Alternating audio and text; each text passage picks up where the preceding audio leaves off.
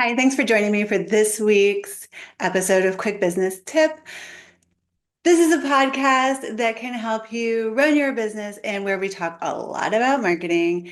And this week we are launching a brand new segment called Marketing Fail of the Month. We are going to be dissecting something related to marketing, whether it is a misstep, a blunder, or an outright faceplant.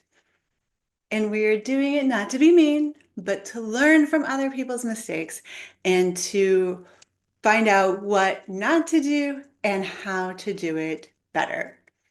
For our first episode of this recurring segment, Fail of the Month, we are going to tackle none other than Dunkin's Super Bowl campaign featuring Ben Affleck. Now, I need to be clear. I love Dunkin' coffee. I'm gluten-free, so I don't eat their donuts, and I do appreciate that at least at one time they made an attempt for a gluten-free brownie, because it's nice to have those options. And I like Ben Affleck. I've liked him since Good Will Hunting, even through some of his other mistakes. But I'm not sure that this ad was the best way for Dunkin' to spend their advertising dollars. And the key word that I use to describe this marketing campaign is confusion. Because more than anything else, that's what I think when I've seen this ad. And it's what I've heard from other people as well. So in this very first marketing fail episode, we're not talking about a tiny little misstep here. We're talking about a multi-million-dollar mistake. If you haven't heard, because you were living under a rock, it costs companies $8 million just to air a 30-second ad for the Super Bowl. That does not include the money that they paid to Ben Affleck and the other actors, the videographers, the editing team, everybody involved in making this ad. Lots and lots of money. So in order to talk about this ad, I think it's important for us to look back at the 2024 Super Bowl ads. That is where Dunkin' first stepped into this campaign with Ben Affleck and the bright pink and orange colors. And I understand that these are Dunkin's colors and that, they're trying to stay on brand. But let's do a quick little review. Ben walks in, crashes the recording session with J-Lo. He's got his whole Boston crew, and he is trying to be a pop star. Now, there were some positives to this campaign. There's certainly a nostalgia factor, especially anyone who's around my age. And, there was a little bit of humor. There was some self-aware fun being poked at Ben Affleck and his sometimes awkward public persona. It wasn't a great ad, but it wasn't a complete disaster, and it certainly generated some buzz. People were talking about it. I don't know that their sales increased. I don't have that information, but not a complete fail. Aside from the re-airing of the ad in 2024, I didn't see any other ads that kept this theme going until this last Super Bowl rolled around. And here we are, Dunkin' again, another Super Bowl ad, more Ben Affleck, more Boston crew, more of the same stuff. But this time, not so much nostalgia. The humor doesn't really hitting. Everything felt forced. And more importantly, it was just super confusing. I didn't know exactly what message they were trying to convey. I didn't know if it was supposed to be about the coffee, the donuts, Ben Affleck having a midlife crisis. I couldn't tell you.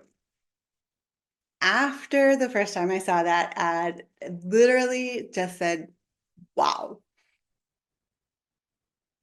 And this is the important part of this message. The cardinal sin of marketing is not having an ad that fails. It's not having an ad campaign that fails. It's not even spending millions of dollars and not having a return on your investment. The cardinal sin of marketing is lack of clarity. And that is why this ad made our very first marketing fail episode. But we can learn so much from Duncan's fumble. This is a lesson that applies to every business, no matter how big or how small. You cannot sacrifice clarity for any reason. You don't sacrifice it to get a celebrity endorsement. You don't sacrifice it because you're trying to have this like super quirky, humorous joke thing going on between you and your customers. You don't sacrifice it to be cool. You don't sacrifice it to be different. Small businesses, more often than not, fall into a trap of trying to be overly clever with their marketing. And I see this a lot, especially with taglines. They want to come up with something catchy or maybe something that rhymes, something with like super elaborate metaphors that sounds great when you're sitting in a brainstorming session and everybody already knows the business and what you do and what you're selling. But when you present it to your potential clients, it's not so clear. So if your potential customers don't understand what you're selling, why they should buy it, what problem this is going to solve for them within like 3 seconds, you've lost them. Attention spans are really that short now. And competition is through the roof. You cannot afford to be unclear in your marketing. One of the best ways that I know to test any kind of marketing message is the very simple but effective 10-year-old test. Here's how it works.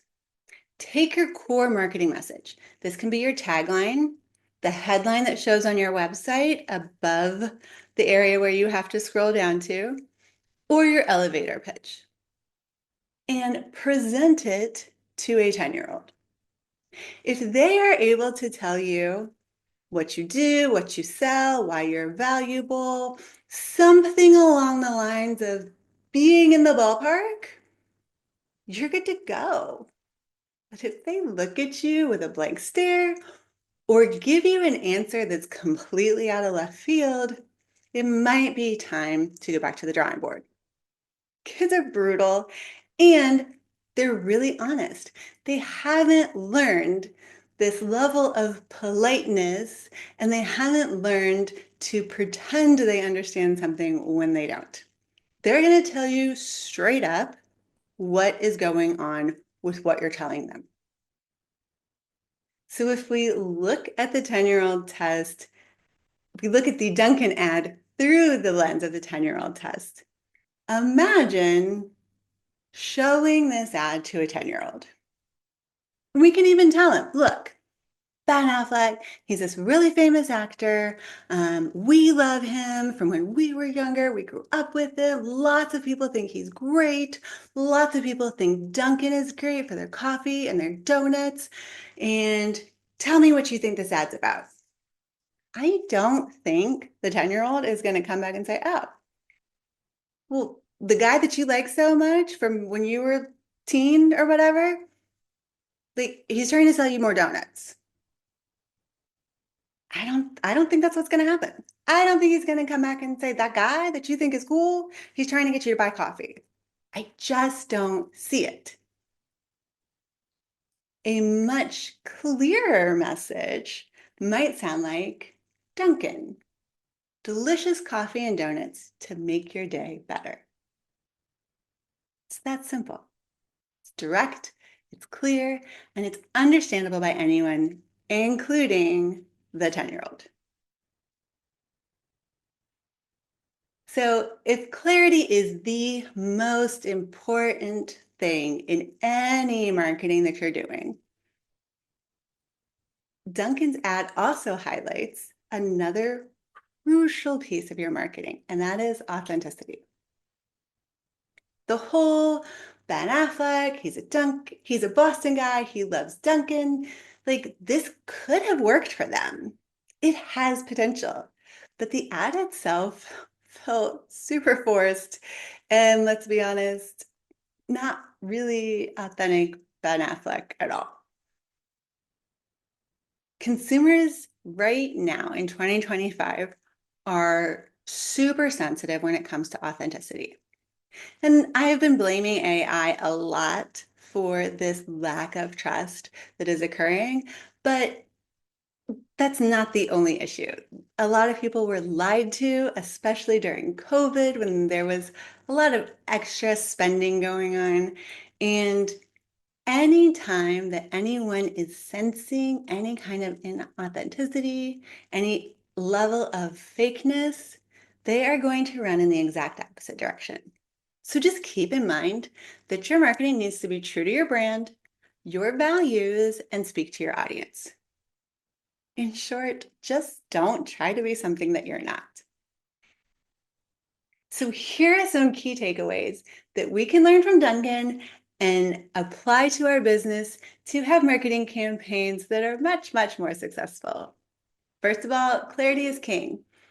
Make sure your message is clear and easily understood by your target audience. Don't get distracted by bright, shiny objects.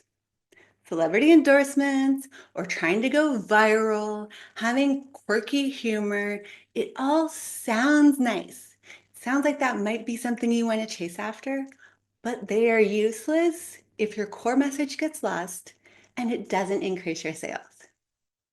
Number three is authenticity really matters. It is like number two in the things that you must do well in marketing.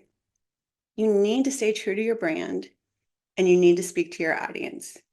Just don't try to be something that you're not. Number four is test, and then test some more. Don't assume that your message is clear just because you understand it, or the people on your team understands it, or your husband understands it. You need to get feedback from people who are actually going to buy this product from you or the service, and they don't know anything else about you or the service that you're delivering. And number five is to focus on engagement, not glamour metrics. You need to build real relationships with your audience and you need to make sales. So even if you do have 100,000 views or 1 million views on something, if your sales aren't increasing at all, it's probably not a marketing success.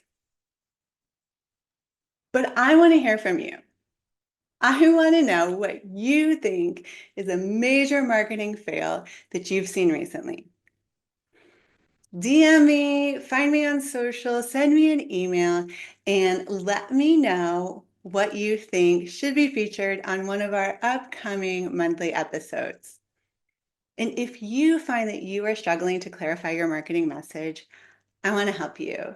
At Limitless Impact Agency, we specialize in crafting clear, compelling messages that resonate with your ideal customer and increase your sales. You can book a free consultation with me using the link in the show notes. That's all for this week's episode of Quick Business Tips and our first ever marketing fail of the month. I hope you enjoyed it. And just remember that there's a lot of noise out there in marketing today. And the way that you cut through the noise is to be crystal clear. Until next week, I'm Jennifer Swineford with Limitless Impact Agency.